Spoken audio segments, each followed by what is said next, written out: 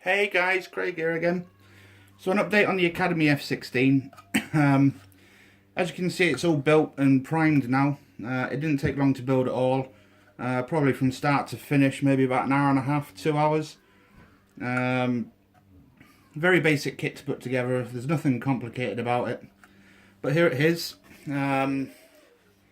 All that's left to go on is the weapons and the clear parts. But that's generally it. So now it's been primed up, you can start seeing some of the detail that is on the kit, like on the wings, that detail on the top fuselage. As you can see, it comes with a pilot, he's in there. So yeah, oops, that's the rear end with the fan in the back there that you can just about see. So yeah, it is what it is. It was a cheap kit, fairly cheap kit. It's got a couple of issues, some that we already spoke about in the unboxing video. But the things that I've noticed with this now it's put together, the ejector seat isn't brilliant. It's not really detailed extensively. There's plenty of things that could have been put onto that. However, it is what it is. Reference to cockpit controls. Now the pilot's in, you can't really tell or see anything much of the cockpit anyway, which is a good thing, because now the pilot's in, I'm going to use this as in-flight. If there was a cockpit in there, I would have done this with the undercarriage down, with the canopy up, so you could see the cockpit and everything. But luckily the pilot has filled up the entire cockpit space, so you can't really see any of the instruments in there anyway, not even the main consoles in front of him, because it's underneath the shroud. Couple of fit issues with it. Mainly the one that I'm on about is inside the air intake. Trying to get in there with the camera is a bit tricky because of the nose. But just inside the air intake, you can see that little lip where that prong is. That should be totally flat, and you shouldn't be able to see that at all. But when you put the air intakes together, it's not actually a recessed piece. That's the piece that we was on about with all the injector pin marks for the front undercarriage. So that is totally sanded smooth in there, but it doesn't actually recess into like a location, so you get that lip. So that's a little bit of a downside to the actual air intake there, because it's quite a prominent thing that you can see, the fact that there's that lip just sticking up inside the air intake. As with most kits, this was pretty much designed to have the undercarriage open. The rear doors, this door didn't fit at all. It was too long to fit the actual hole for the undercarriage, so I've had to trim it down considerably.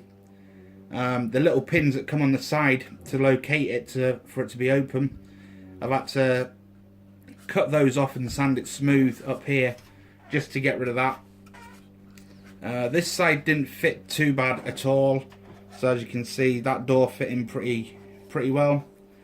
But this door was a bit of a ball ache. You can still see it's kind of raised slightly here, but there's nothing I can do about that.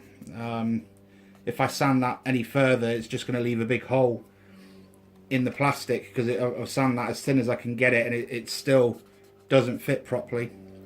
I've had to fill here for the gap that I created when I trimmed it a little bit to actually get it to fit the hole.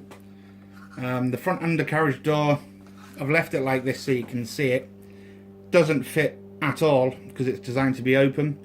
So I'm gonna have to fill this area here to get rid of those gaps in that front undercarriage well before I paint it. But I've left it like that so you can actually see it. Other things that are slightly strange: the pylons on the wings seem to be over chunky but not very detailed at all. They fit fine, except for the end ones here for the stingers.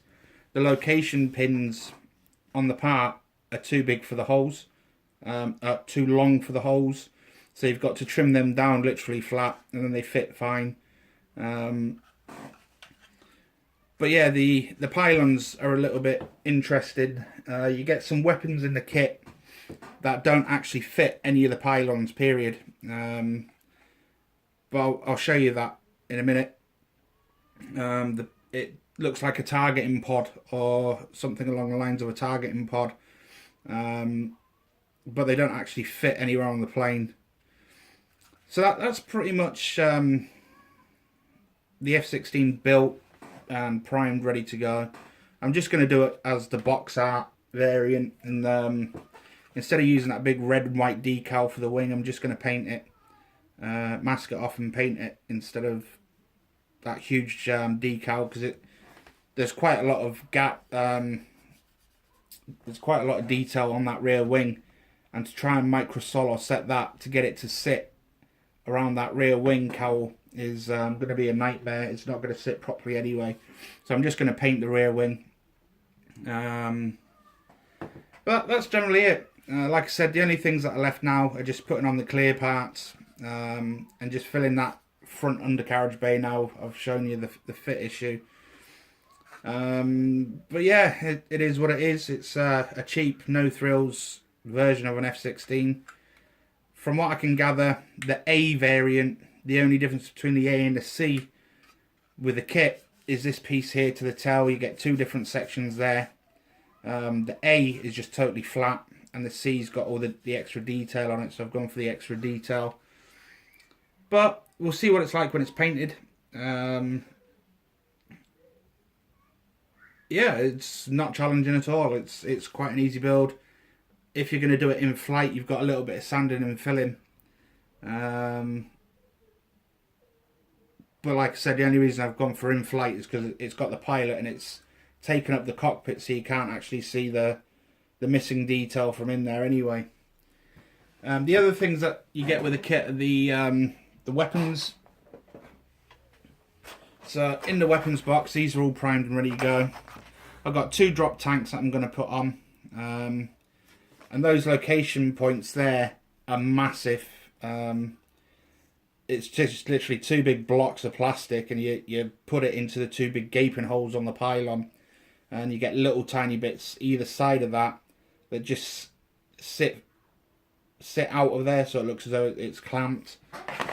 You get the Mavericks that come with it, but I don't like the look of these, just purely because they don't look right. They look too short to be a Maverick, although that is what it's supposed to be. They just don't look right. And bearing in mind this is 1/48 scale, and the Mavericks for the F14, that's 1/48 scale, are totally different to this. They're a lot longer. But these go on to these little pylon things here. Just got to get some of that blue tack off. But yeah, you get 6 of those Maverick looking things, three on each of these pylons, and then it just glues onto the actual weapon station onto the wing. You get 4 sidewinders, 4 aim 9s. That's just straight out of the box. It come fully complete. There was no assembly for that. Whereas everything else was 2 pieces stuck together. But the bits that I wasn't too keen on, I can't show you because they're away. It looks similar to that with a big bit missing out the front, what looks like a camera for a targeting pod. They give you that. It doesn't fit anywhere on any of the pylons, but they don't give you the clear pieces for the lens for the camera. You're just left with a big gaping hole at the front of it, and it looks completely stupid. But all I've got to do on these weapons is tidy up these drop tanks and get rid of the seam lines coming down and sand them up. Same with these Maverick things. They come in 2 pieces, but you get quite a savage seam line around the tip on both sides. So I've just got that to sand and smooth up and make it a little bit better. But in general, that's where we're at. So all that's left now is just a little bit of tidy up, get the paint done, and get it on display in the cabinet.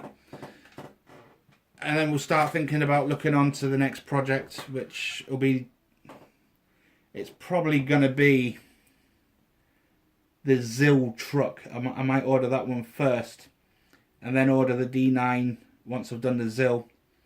Because the problem I've got now is I'm running out of space in the display cabinets for all these things to start fitting into, so I'm going to have to get another display cabinet.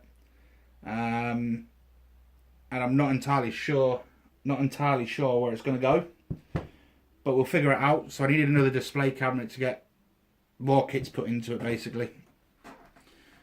So yeah, with regards to this again, it is what it is. It's an No Thrills f16. Could be massively better. Could be more detailed in areas, but it is what it is. It's just a cheapo Academy kit. So yeah, that's me then.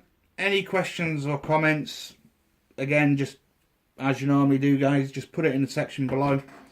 And I'll probably give you the next update on this tomorrow, where it'll be fully painted and weathered.